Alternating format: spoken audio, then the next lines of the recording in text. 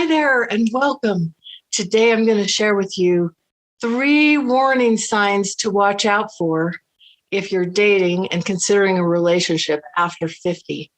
I'm Marchant Johnson with Love Life Coaching, and I am blessed to work with incredible women around the world who want to meet and attract the right guy and have an incredible relationship with him. And many of the women that I work with and have worked with over the last few years are in that over 50 category, 50s, 60s, 70s. I am in the over 50 category myself. And of course, this is an interesting time of life because there's a lot going on in life in terms of potential life changes. As people move through their 50s, into their 60s, into their 70s, there's a lot of potential life changes and choices to be made. And so you want to make sure that you find a partner who's going to be compatible with you, especially in 3 key ways that I'm going to talk about here. Tune in if you're dating over 50, because I think these things will really help you.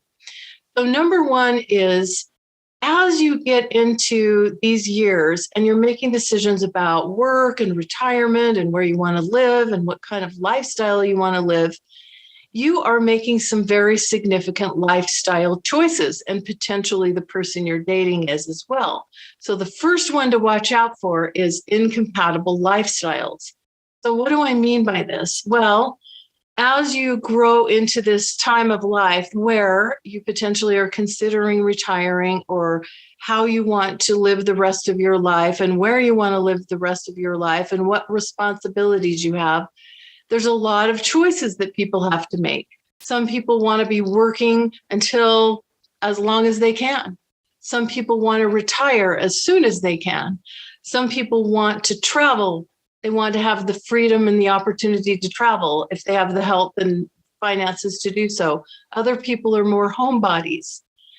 Some people might be very involved in or committed to family situations. Maybe there's still children to be cared for, or adult children who need support or help, and or parents, aging parents, elderly parents that might need help for, and that may dictate a big part of your lifestyle choice. You know, where you want to live. Some people want to be in a 55 and above type community setting. Some people have a whole different vision. So it's really important, as you're getting to know someone and as you're dating, to just kind of talk about and share some of the things that you're envisioning in terms of lifestyle and what that might look like for you and what your hopes and dreams are as you're moving into this period of life. Because if there's huge distinctions and differences in terms of lifestyle, this can be a big source of conflict and challenges in these kinds of relationships. And it can earlier in life as well, but particularly as we get into this age category.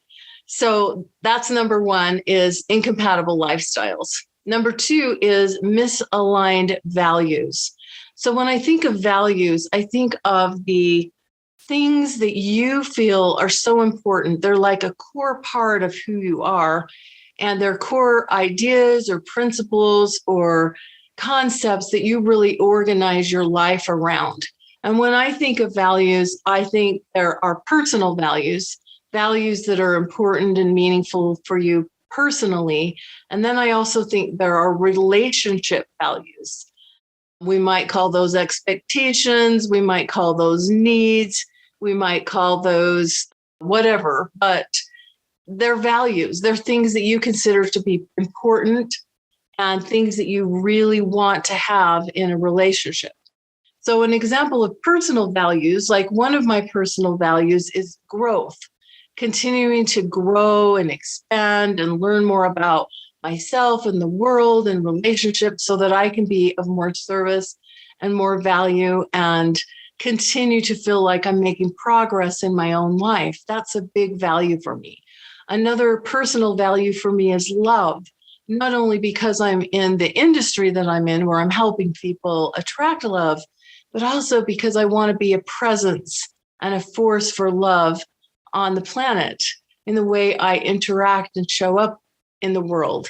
Now, I'm not always perfect at this, but this is one of my core values. So those are just a couple of examples of personal values. There's all kinds of exercises and tools and resources online in terms of kind of getting clear about your own personal values. So if you don't feel like you are there, just do a Google search for values checklist or personal values checklist, and you'll get all kinds of resources there that you can work with. And then in terms of relationship values, for relationship values, for me, commitment is a big value. I believe I married my husband 15 years ago. I believe that's a commitment, and that's something that's really important to me. And I wanted to be in a loving, committed partnership relationship that led to marriage. So commitment, trust is key and important, because I think it's hard for love to continue or exist without trust. So that's a key relationship value for me, for example. So people have different relationship values, connection, intimacy, those kinds of things are relationship values. And people's needs and desires and what they want in life are not always in compatibility. Some people want a loving, committed partnership, relationship, or marriage. Some people just want some companionship or someone to do something with. Now, again, this can happen earlier in life, but we tend to get a little more set in our ways and set in our ideas as we get a little bit older and maybe don't have as much flexibility. We can become a little more rigid in what we believe and what we are willing to do in terms of compromising. So it's really important to look at some core values and relationship values. And John Gottman, in his work, he's someone who's done years and years of work with couples and their compatibility. And what he finds is if there's misaligned values, if the values are not complementary, doesn't mean they all have to be exactly the same, but if they're not complementary, it can be big sources of conflict in people's lives, because people tend to organize their lifestyles around this, their lives and their lifestyles. So these values and lifestyles come together.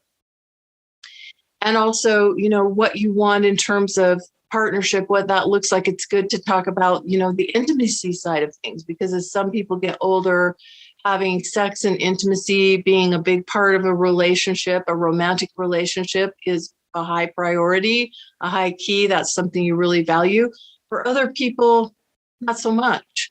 So again, these are not necessarily things you have to hash out on the first date, but as you're getting to know someone, it's really important to have some conversation around some of these things if you're looking for a relationship that can go the distance. So that's number 2, misaligned values. Number 3, this is a big one, and it can kind of, again, segue into some of the things I've already talked about, but I think it's really important to explore finances, and number 3 being financial differences or financial discrepancies. Now, this doesn't mean you both have to bring exactly the same amount to the table, or that there's not a way to work through a relationship if one person has more than another person.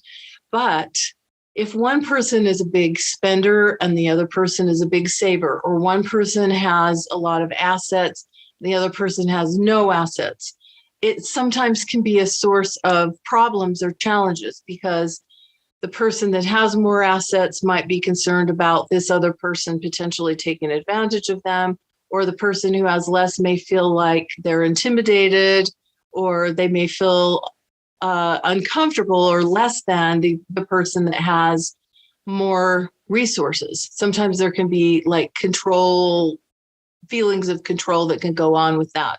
So it's not like this can never work, but if there's dramatic discrepancies, it is something you need to talk about and work through and understand how that's going to work. For example, if someone has major assets, they may feel like they need to have a prenup agreement. These are just things to think about. The other thing about this is that with finances, they say the 2 biggies are sex and finances that come up in all relationships.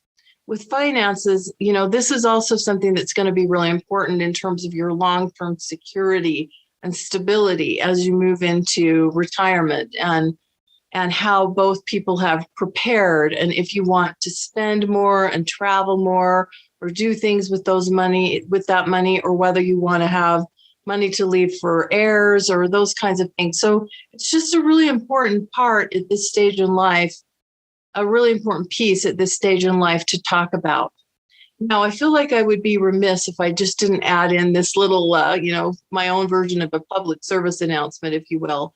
And that's because my husband worked for many years for a division of the state here. And one of the many things that they did was work on cases. My husband's an attorney, worked on cases where there was fraud, different types of fraud. And usually these were business-related frauds, but sometimes, Ponzi schemes, various types of fraud. And became very clear. In fact, my husband would speak at conferences for seniors and conferences for mature adults, because two of the big targets for these different types of fraud schemes of all different kinds were mature women with some means, with some assets, some resources, and seniors. And so that's because, they know where the resources are. They know where the money is. So they go where the money is. And this is online dating, but it goes also beyond that. Yes, there are those fraudsters online.